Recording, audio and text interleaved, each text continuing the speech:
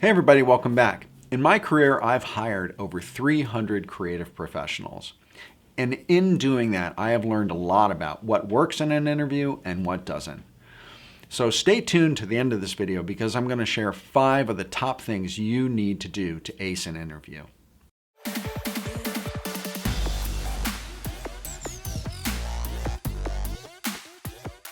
So who should pay attention to this video? Well, if you're a creative professional and one day you're going to go through an interview and you want to land a job as a freelancer, full-time, part-time, agency side, client side, doesn't matter. You should be paying attention.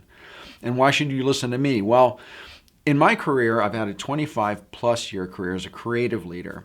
And I've worked as a vice president of design in 2 global corporations. I've also been an executive creative director in 2 global agencies. So I've worked on both sides of the street. I've interviewed over 3,000 creative people, and probably more if you take into consideration all the people I've interviewed coming out of school. I was on the portfolio review board of the AIGA. I was on the portfolio review board of the San Francisco College of Art. I've interviewed a lot of graphic designers.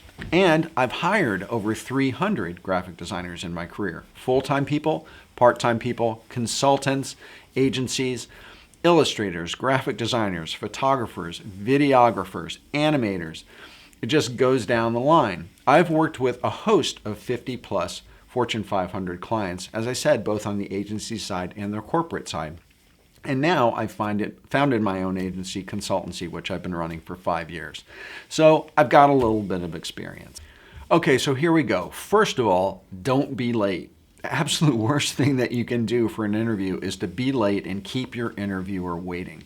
Because people who are creative directors or heads of HR or whatever that is who are going to be interviewing you have very busy schedules. And if you're keeping them waiting, it's a very bad reflection on you, and they know that that's going to repeat itself if you end up working for them. Second of all, dress for the job. Get to know a little bit about the corporate culture of the company or the agency that you're going to be interviewing with. Are they very formal? Is it a corporation that's in the financial district that you need to kind of dress up for? Is it something that's a startup that is very informal? Know a little bit about a company that you're interviewing with and dress for the job. Next, remember to bring a resume. Bring a printed version of your resume. I know this is totally old school, but here's what happens. When someone's rushing, a creative director is rushing to go to an interview, he can't put his hands on the printed resume that he supposedly was supposed to get from HR in order to interview you. He's got to get a bit of an understanding about your education, your background, where you've worked, etc. But he can't put his hands on it. When he gets to the interview, he wants to intelligently interview you and talk about some of your background. So if you have a printed version of your resume, it gives him or her a leg up to be able to talk to you, and also gives a place where they can take notes. So bring a printed version of your resume. Here's another point. Don't make that resume overly designed. The quickest indicator of someone who's super junior in their career is if they have an overly designed, super inventive, like crazy resume. Keep it fairly simple. Keep it clean, keep it professional, but keep it simple. Next of all, know something about the company. Do a little bit of research about the agency or company that you're interviewing with. Go on Wikipedia, read a little bit about the history, who their clients are, how long they've been in business, where they make their revenue, etc. Know a little bit about the company. You'd be surprised how many people go into an interview and start asking questions about the basic aspects of the company that they're interviewing with. You got to do your homework. Next, make sure you go in and you act interested. Sit up in your chair, lean forward a little bit. Act interested, don't be a dud. I can't tell you how many interviews I've done where the person was just like way too cool for school. And if that's the energy that they're exhibiting in an interview when, important things are on the line, then you can only imagine how they're going to act in front of a client, or how they're going to act in, a group meeting or something that's also important, but more day to day. So when you're in an interview, sit up, pay attention, put a little energy into your interaction. Don't be a dud. Next, you want to ask questions in the interview. Asking questions does a few things. Number one, it shows that you're really engaged and that you really care about the position and the outcome of the interview. Next, it also turns the tables a little bit. Instead of you're just sitting there and being on the receiving end of the firing line of questions, it kind of gives you the opportunity to make it a more two-way type of conversation. Ask questions about, who's your manager going to be? What's the size of the team you're going to be joining? What's the makeup of that team? What are the skill sets? What do they generally work on? Who are their clients? What does an average day look like? All these sorts of answers to these questions you'll be asking, will give you an opportunity to massage and change your answers to their questions and mirror the situation that you might be joining. For instance, if they talk about the fact that they've been doing a lot more video lately, they have a lot of social media needs for their clients, you can hype your video skills or you can hype your social media skills as you answer questions in the interview. They're doing a lot more conferences, or they're getting a lot more involved in events. Hey, you can hype up your environmental design skills or whatever, or your presentation skills. Whatever that is, you can adjust what you're saying to meet the needs of what their picture in the agency or in the group is that you are joining. Now, when it comes to going through your portfolio, you want to ask, how do they want to go through your book? How do they want to go through your portfolio? First of all, number one, your work has to be good. Make sure that you put your best foot forward, and the work has to be yours. And if for any reason the work is not yours, or you only contributed a portion of a piece from your portfolio that you're going to be showing, make sure that you're honest about what it is that you did for that project.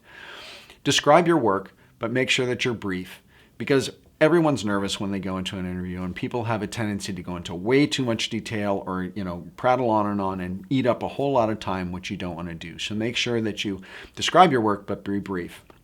And also, when you're describing your work, make sure that you're putting it in the context of the business problem that project was solving. It shows that you're not just thinking about the aesthetics of the creative, but you're also thinking about the client's needs and the project needs and the business context of what it is that you are creating.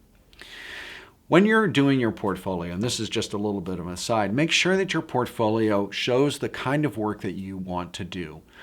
Don't have a cookie cutter book. Don't have a cookie cutter portfolio. I call that a portfolio that's a smorgasbord. A lot of junior people that come out of design schools have portfolios that show just a tiny bit of everything. They show a little animation, a little graphic design, a little social media, a little video, a little website, a little mobile, a little blah, blah, blah, blah, blah, all the way down the line. They have, a smorgasbord of a portfolio. The problem with portfolios like this is that they don't show what you're really interested in, and they don't show what you really want to work on. So try to have a point of view in your portfolio. Yes, it's risky. By having a point of view and having more of a focused portfolio, maybe dial yourself out of a particular position if it turns out that they need something that you don't have. But here's the thing, you don't want to end up getting a job doing something that you don't want to do. So only put into your book the type of work that you want to do and try to make it as focused as possible, because the quickest way to tell someone is really junior or right out of school is they have a book that has no point of view. Next, you want to make sure that you ask your interviewer about their time with the company. This is also really illuminating for you because people love to talk about themselves.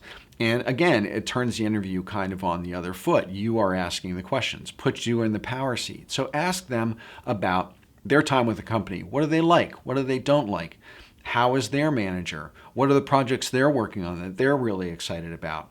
What kind of problems are they experiencing? What kind of business challenges are they experiencing? Again, that gives you the opportunity to hype your skills to affect and to put them in the context of solving that business problem that they're having. And remember that people love talking about themselves. And when they're talking about themselves and being asked questions about themselves and their feelings and what they're thinking, that positive feeling of talking about themselves actually gets transferred to you because they are enjoying the interaction. They are enjoying the conversation with you, and they will take that away from the conversation, even though it's not you who are creating the joy. The joy is being created in them because they're talking about themselves.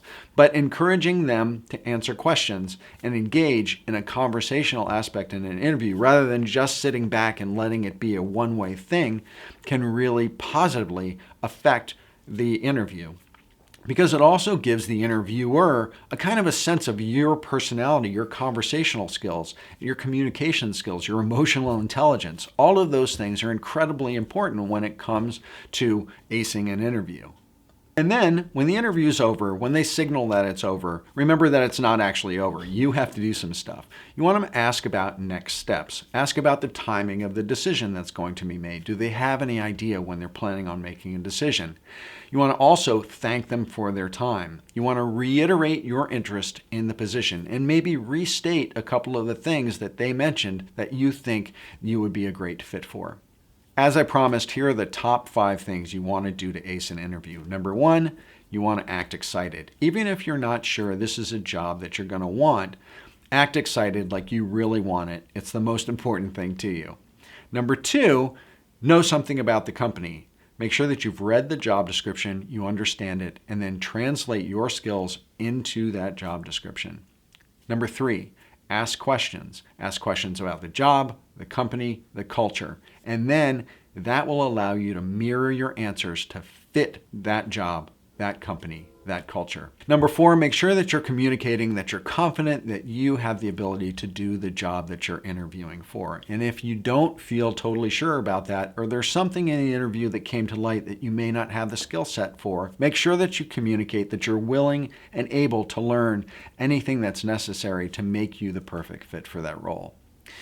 And finally, make sure that you're confident of your work. There's nothing like having a portfolio presented to you where the person is constantly apologizing for the work in the portfolio. Make sure that you feel really good about the work that you're showing. So that's it. I hope you enjoyed this video on how you ace a creative professional interview. And if you did, please hit subscribe below so you can see my videos when they come out, or you'll get notified when I go live if you hit that notifications bell. So do that too. And visit me at philipvandusen.com if you need help with your brand strategy, or your professional creative career. Reach out to me and let's see what we can do to take you to the next level. And with that, thanks again for watching. Bye for now.